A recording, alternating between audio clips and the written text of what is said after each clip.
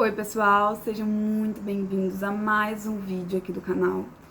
E o vídeo de hoje, como prometido, é o vídeo sobre como eu passei no exame da ordem, segunda fase, do exame 32. Como eu já expliquei pra vocês no primeiro vídeo toda a preparação pra primeira fase, quando eu cheguei na segunda fase, não tinha muito mistério de qual método eu ia seguir, porque o método da primeira fase funcionou. A única diferença é que a prova da segunda fase é toda manuscrita e muito específica dentro de uma determinada matéria. Eu prestei para a segunda fase Direito Constitucional. No exame 32, a peça de Direito Constitucional foi uma reclamação, que era uma peça que nunca tinha caído, e as questões estavam muito específicas mesmo. Então, quando eu fui realizar o exame 32 para fazer a segunda fase em Constitucional, eu também ingressei em um cursinho, onde eu assisti as videoaulas e fiz os resumos. Qual foi a principal dificuldade que eu encontrei na segunda fase? Na segunda fase era a insegurança de começar a peça. Quando você está estudando para a segunda fase da ordem e vem a peça, você tem que começar a peça, bate muita insegurança, principalmente do que colocar na qualificação, por mais que esteja no artigo, no CPC, toda a descrição do que você tem que colocar e tudo mais, bate muita insegurança de começar a peça e principalmente de errar a peça. Então você tem que estar com cada peça muito bem definida dentro da sua cabeça, para você conseguir ter segurança de falar, não é isso, e começar a escrever. E para fazer isso, o que eu fiz? Resumos. E eu fiz um resumo para cada peça, então tinha um resumo para cada uma das 13 peças de direito constitucional que poderiam cair. Tem algumas outras, mas a probabilidade era muito baixa de cair, então eu não fiz. E aí eu separei por grupos. Então principalmente da área do direito constitucional, vocês vão ver que eu vou falar bastante, mas foi a área que eu tive a experiência de estar estudando pro exame da ordem, mas dá para aplicar para qualquer uma das outras. A gente tem os grupos, né?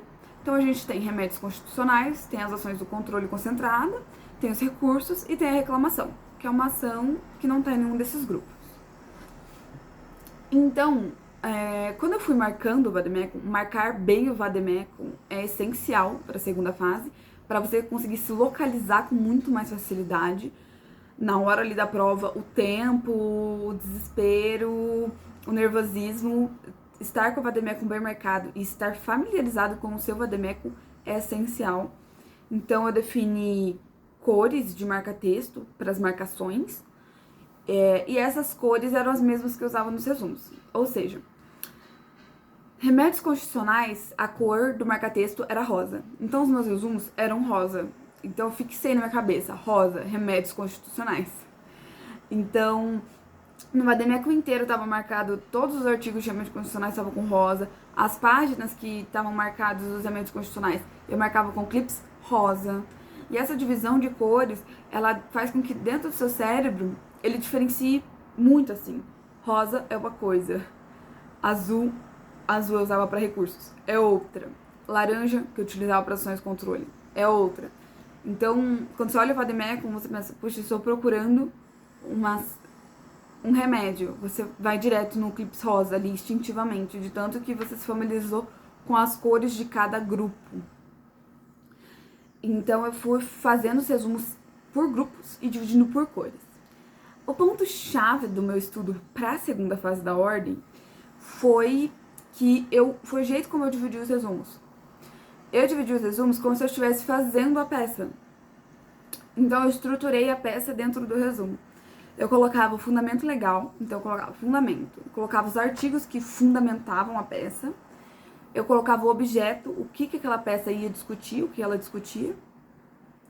Colocava a competência, que às vezes a competência é um só lugar, às vezes a competência varia de acordo com os polos. Aí eu colocava as partes, né? O polo ativo, o polo passivo, e se tivesse ativo coletivo, que é uma coisa muito comum no direito constitucional, também colocava. E colocava o fundamento legal do lado de cada uma dessas coisas. E aí eu escrevi a parte que eu chamava de corpo de petição, que era quando eu escrevia endereçamento, colocava em cima o endereçamento. Se ele variava, eu colocava endereçamento variável de acordo com a competência ou de acordo com o polo. Escrevia qualificação e aí começava a estrutura da peça. Quase todas as peças, tirando os 2 recursos de direito constitucional, eles têm a mesma estrutura. Acredito que isso também se aplica a algumas áreas, várias peças têm a mesma estrutura, algumas peças têm estrutura diferente. Então eu estruturava a peça, colocava dos fatos, dos fundamentos jurídicos, dentro dos fundamentos jurídicos, da competência, da legitimidade, do direito. Então, dentro da prova da ordem para a segunda fase é muito importante que você detalhe cada uma das coisas, porque tudo conta a ponto. Então, isso facilitava muito para eu decorar o estilo do corpo da petição que eu ia ter que montar e as informações que eu não podia esquecer de colocar. E aí, depois do direito, os pedidos. E aí, nos pedidos, como o pedido era a parte que mais variava de cada petição, tem petição que você pedia, que você falava sobre o interesse ou desinteresse na audiência de conciliação, tem petição que não.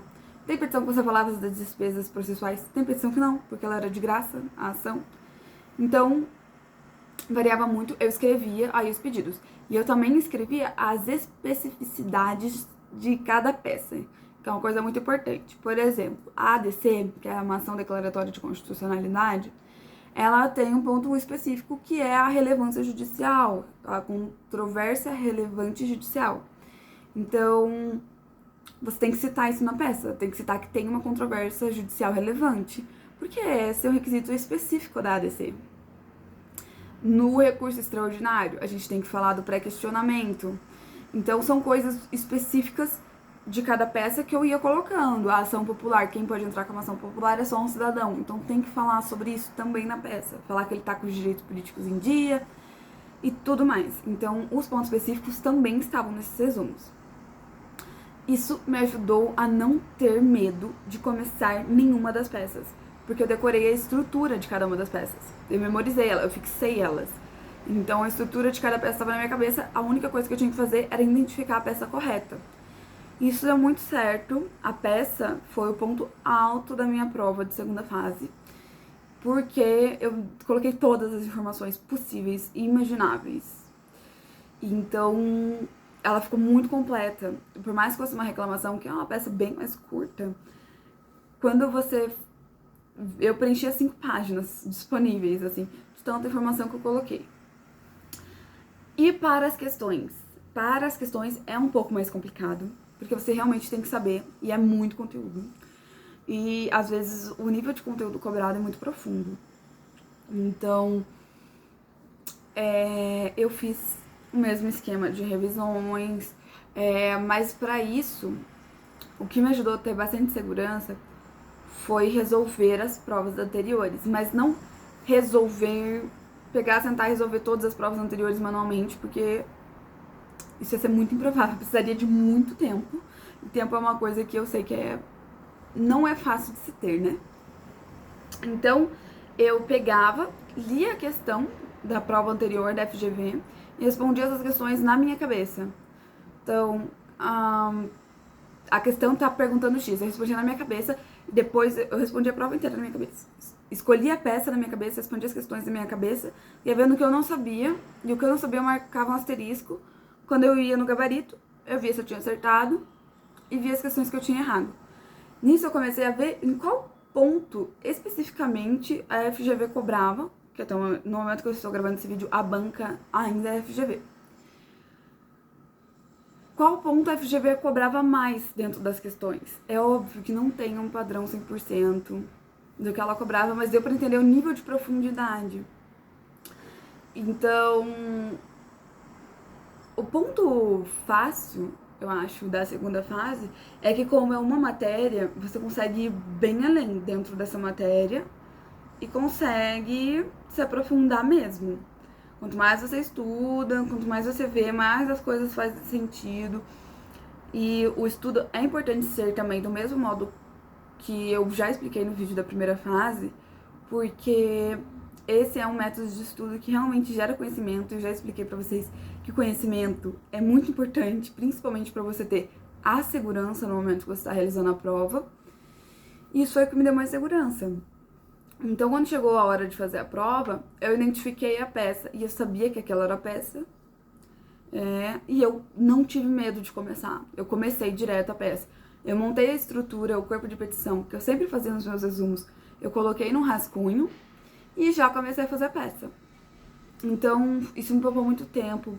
A prova não foi muito demorada, apesar de a gente escrever bastante. Então, outra dica que eu tenho é: façam os resumos para a segunda fase, todos à mão, para você ir treinando, porque a era digital chegou, a gente não escreve mais tanto assim, né?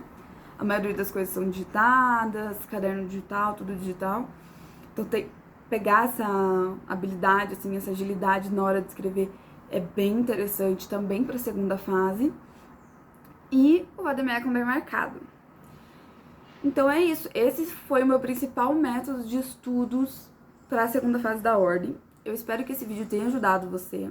Se você vai prestar a segunda fase da ordem, peço que você me siga no Instagram, porque lá no Instagram eu dou várias dicas, principalmente de como identificar a peça, de várias áreas, e de como fazer esses resumos de peça. Também disponibilizo alguns resumos que eu já elaborei de cada peça e que tem já a estrutura certinha só para vocês absorverem a informação. Então eu acredito que possa ajudar muito vocês. O arroba do meu Instagram é revisando_o_direito, também tá aqui na descrição. E eu espero que vocês tenham gostado do vídeo, que ele tenha sido útil para vocês, e eu vejo vocês no próximo vídeo. Muito obrigada! Tchau!